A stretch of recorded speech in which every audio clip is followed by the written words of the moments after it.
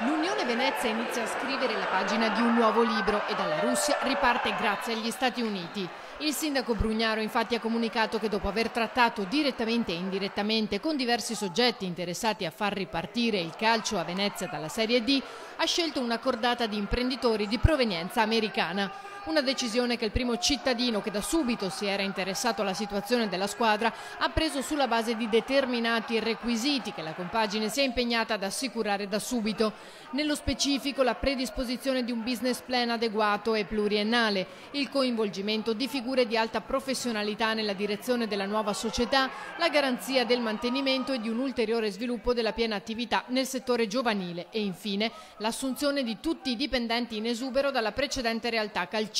l'ormai ex Unione Venezia. Lunedì, di fronte al notaio, sarà costituita la nuova società sportiva dilettantistica che prenderà il nuovo nome di Venezia Football Club SRL, con un capitale sociale interamente sottoscritto di 2 milioni di euro, il cui presidente e legale rappresentante sarà il dottor James Daniels, nato in Pennsylvania nel 1967, mentre l'avvocato mestrino Alessandro Vasta sarà uno dei componenti effettivi del Consiglio di amministrazione.